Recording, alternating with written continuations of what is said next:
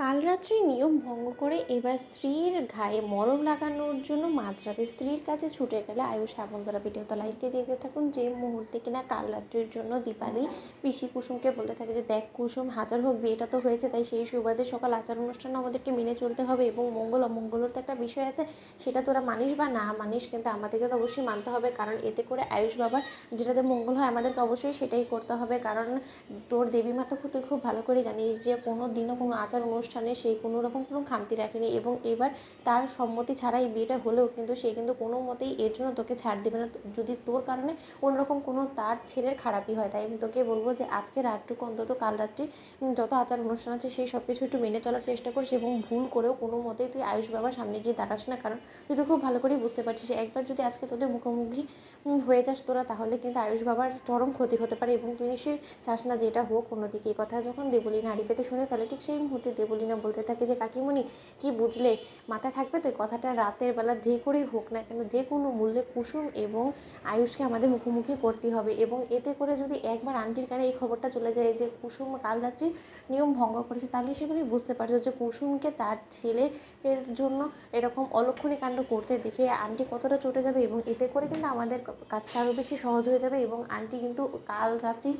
সারার আগেই কিন্তু ওকে ঘাট ধাক্কা দিয়ে বাড়ি থেকে বার করে দেবে, কি বুঝলে। ঠিক সেই মুহূর্তেই শুনে ছোটো কাকিমণি বলতে থাকে যে আরে দেবলীনা তুমি এইসব বুদ্ধি আমাকে কেন দিচ্ছ বলো তো, তোমার থেকে বড্ড বেশি এক্সপার্ট এইসব কাজে আমি, তাই তুমি ওসব নিয়ে একদম টেনশন করো না, তুমি নিশ্চিন্তে না খেয়ে সর্ষের তেল দিয়ে তুমি বরঞ্চ তোমার বাড়িতে গিয়ে ঘুমিয়ে পড়ো। আজ রাতে যে কী কেলেঙ্কারি হবে এবং কী করে যে আমি কুসুমকে নাস্তানাবোধ করে ছাড়বো সেটা কেউ ভাবতেও পারবে না, কারণ কুসুমই তো ছিল সেই ব্যক্তি যেই কিনা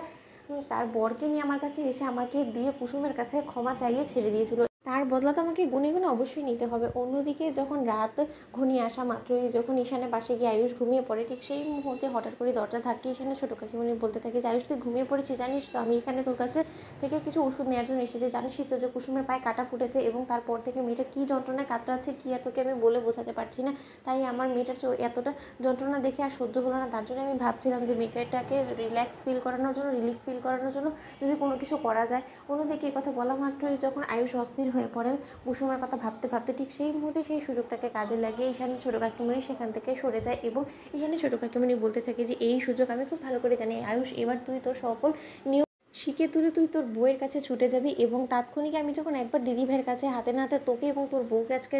ধরিয়ে দেবো না, তারপর দেখবি যে তোর বউকে কী রকম করে দিদিভাই ধোলাই দেয়, তারপর আমি দেখবো তুই কী করে তোর বউকে দিদিভাইয়ের পোকার হাত থেকে বাঁচাস। অন্যদিকে যখন আয়ুষে ঈশানের রুম থেকে বেরিয়ে পড়ে কুসুমের রুমে যাওয়ার জন্য ঠিক সেই মুহূর্তেই ঈশানের ছোটো কাকিমণি আয়ুষের পেছন করতে থাকে। তো বন্ধুরা লাইক কমেন্ট শেয়ার করে সাবস্ক্রাইব করতে ভুলো না।